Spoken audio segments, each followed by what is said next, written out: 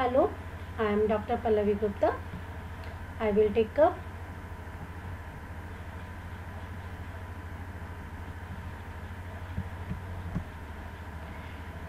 healthcare law as a subject.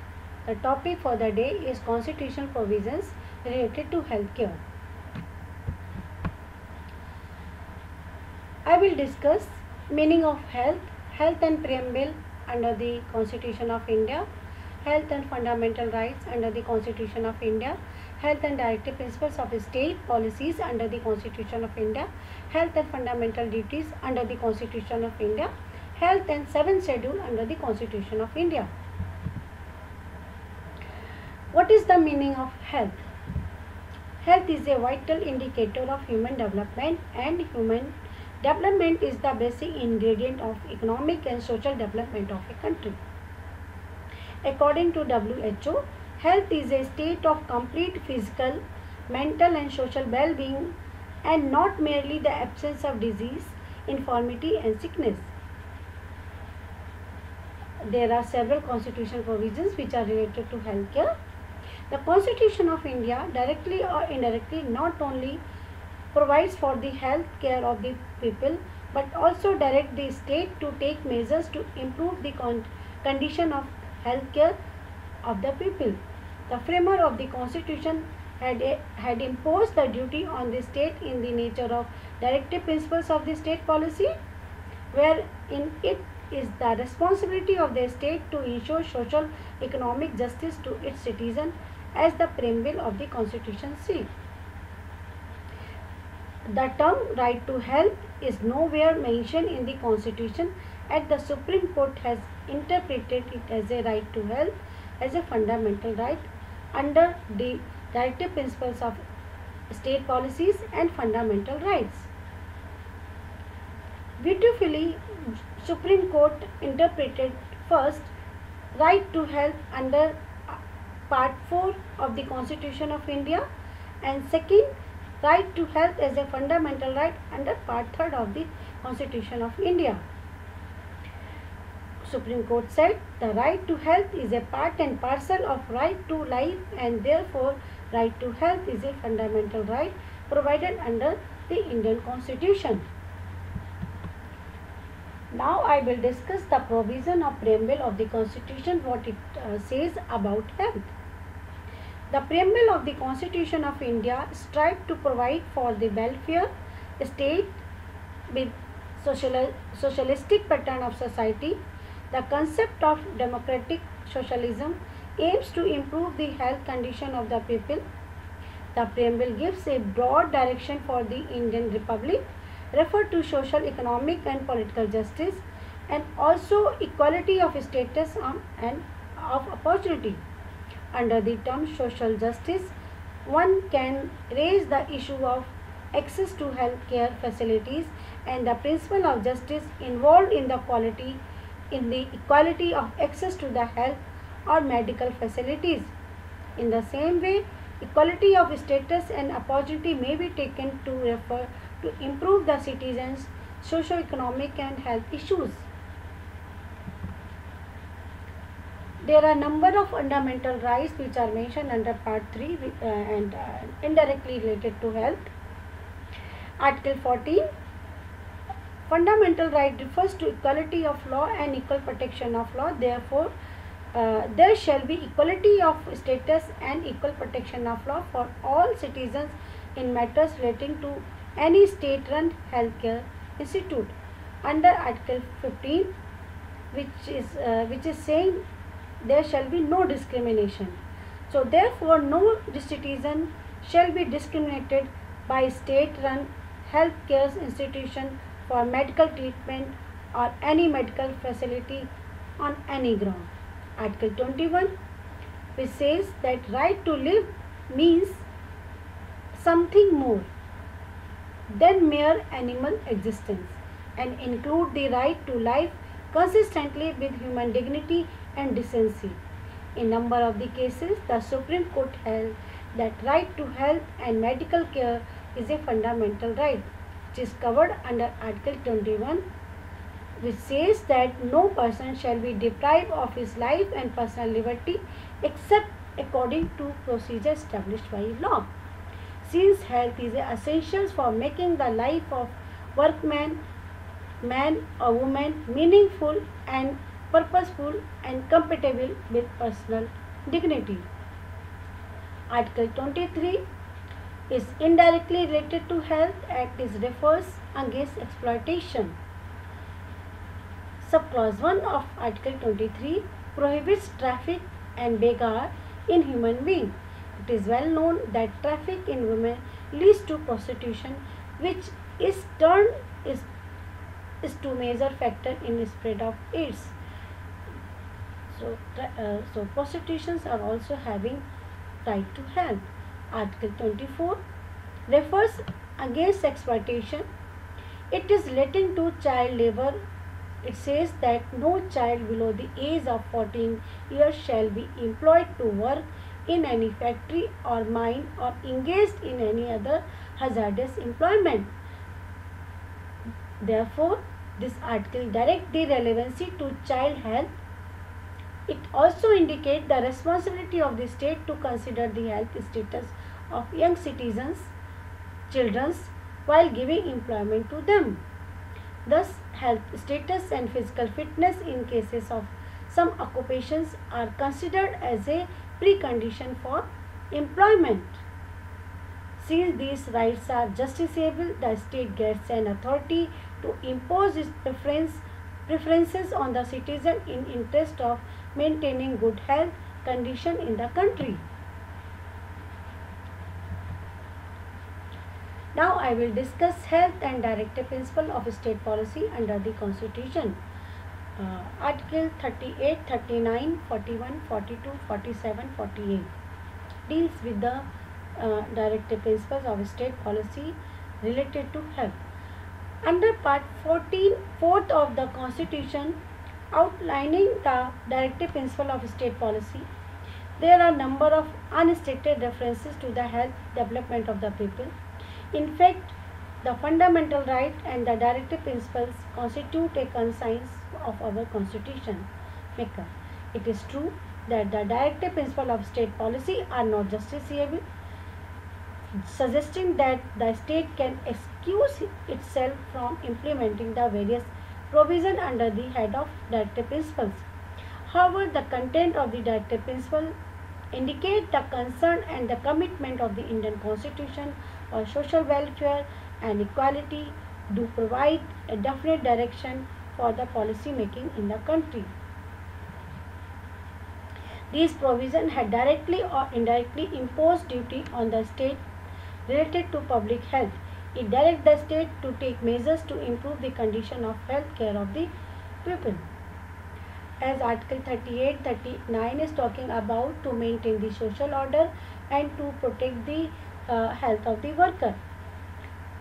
As per directive principle of state policy, there are certain principles of policy to be followed by the state referred to health and development of the people.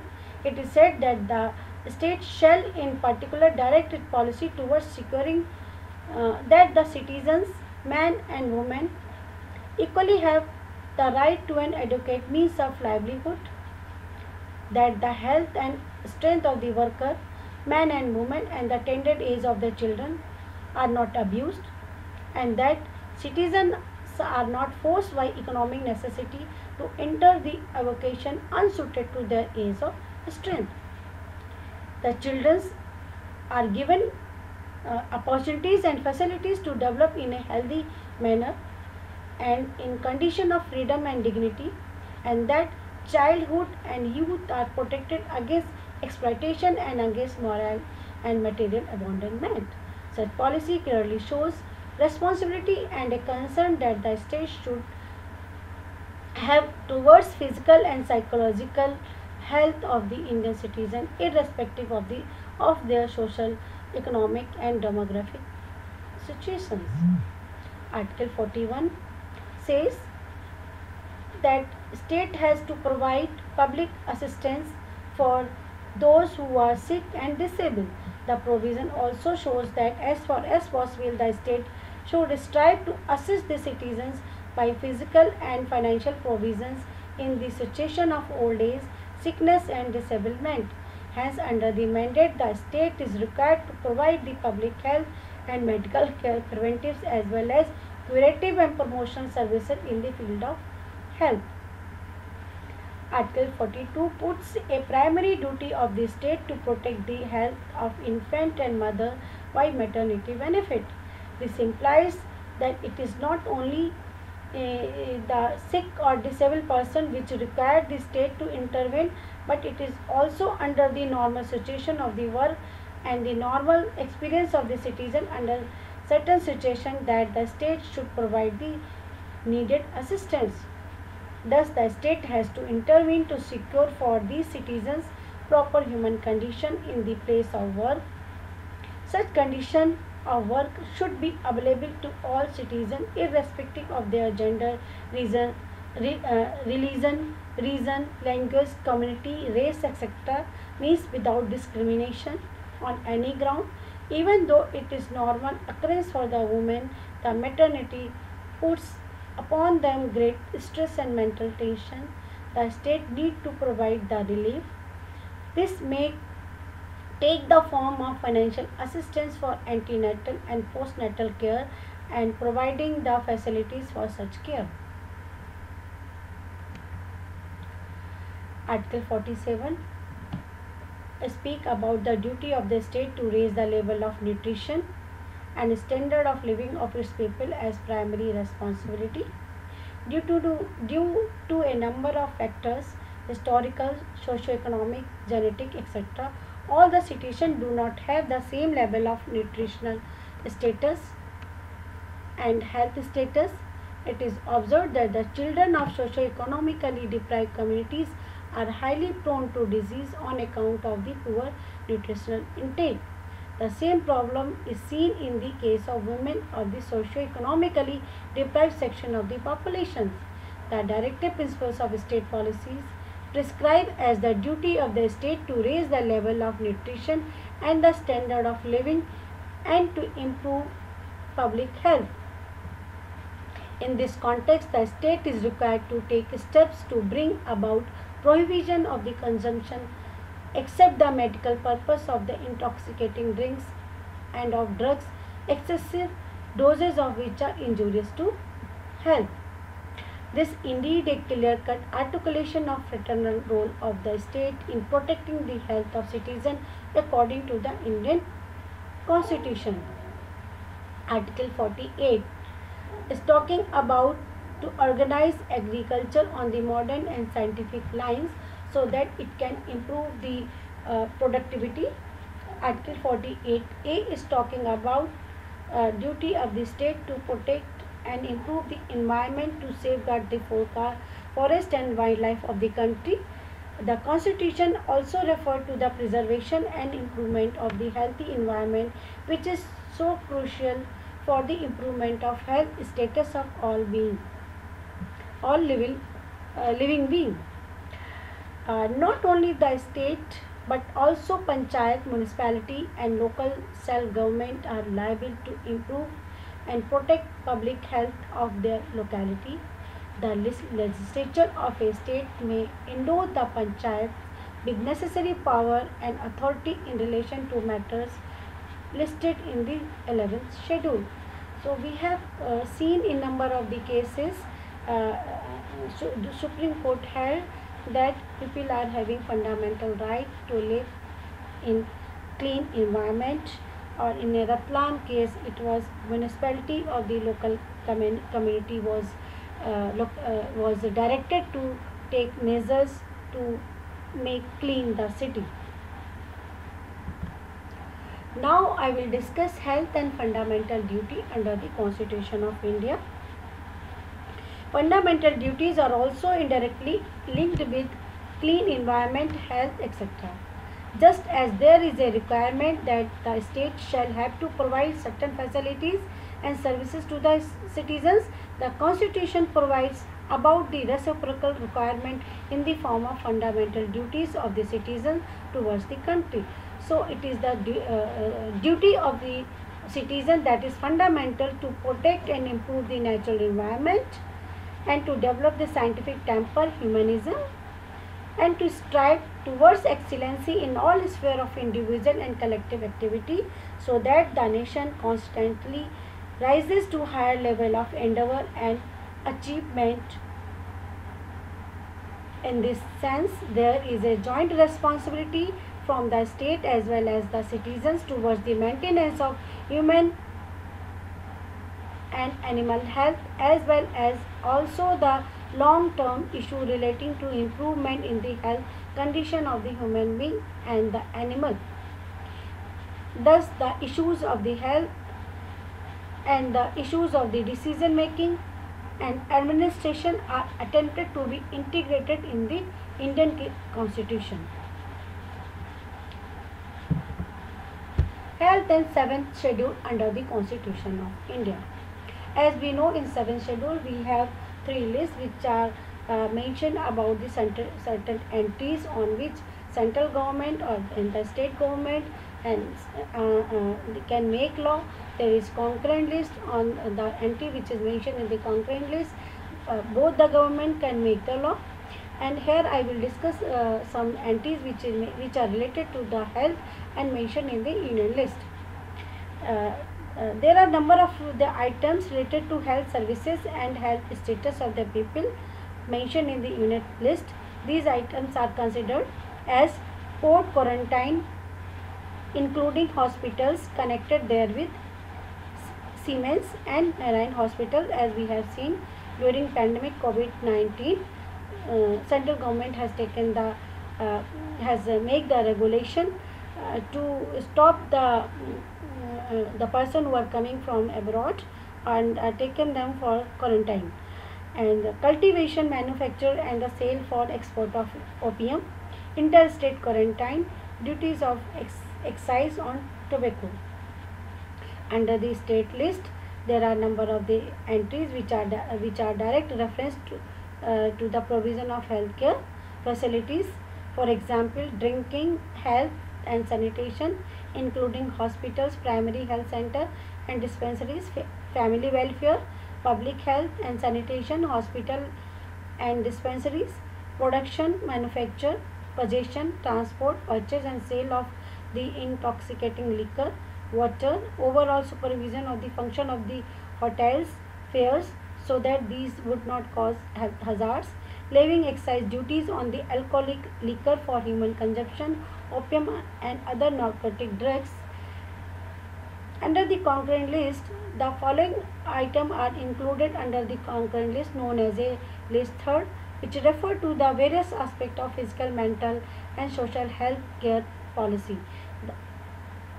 The policy with regard to drugs and medicine, etc. These items are as lunacy and mental deficiency, including place for reception or treatment of lunatic and mental deficient, adulteration of foodstuff and other goods, drugs and poisons, population control and family planning, old age pension and maternity benefits, medical education and universities, vocational and technical training of the labor, prevention of the extension from one state to another of infectious or contagious disease, trade and commerce in and the production, supply and distribution of foodstuff, including edible oils and other oils. So it is clear that the Indian Constitution expresses its deep concern for the health of human, animal, plant in India. In case it has been seen that the Indian federal setup, different layer of government have been vested with different responsibilities towards various aspects of health. There seems to be a clear socio-economic, rational and administrative expediency in assessing these responsibilities health issues. The Constitution also stipulates certain duties for the citizens towards contributing to the promotion of health and the country. Therefore, the Indian Constitution has exhibited its appreciation of such a comprehensive perception of health for law. So, I have discussed various constitutional provisions which are related to health directly or indirectly. Whether do we have right to health, a fundamental right to health, that we will discuss in the next topic. What constitutional remedies are available for right to health? Thank you. Thank you very much.